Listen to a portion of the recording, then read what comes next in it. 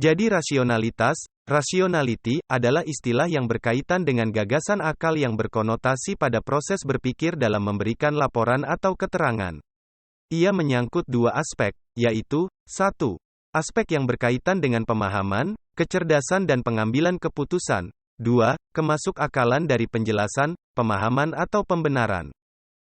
Rasionalitas adalah suatu konsekuensi atas dasar faktor ekonomi dan agama, di mana faktor utama menjadi landasan dasar dalam pembahasan mengenai perkembangan kapitalis.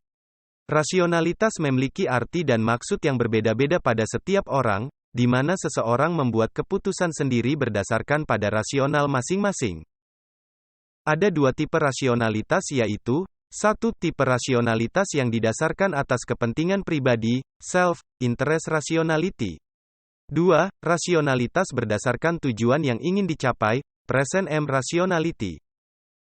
Prinsip rasionalitas yaitu, 1. Kelengkapan atau completeness, di mana prinsip ini mengatakan bahwa setiap individu selalu dapat menentukan keadaan mana yang lebih disukainya di antara dua keadaan.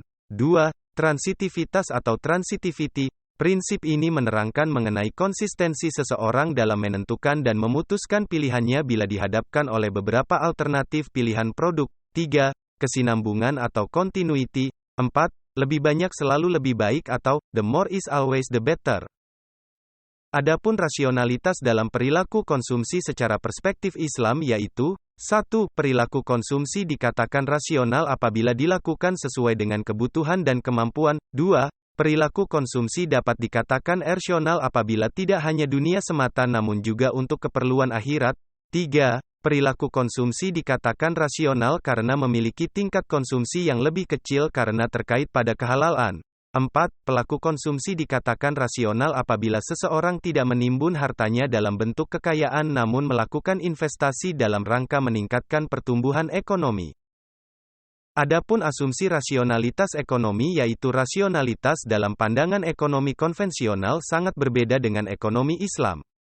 Di mana, pandangan ekonomi konvensional menganggap manusia dikatakan rasional ketika dapat memenuhi keinginannya yang bersifat materi.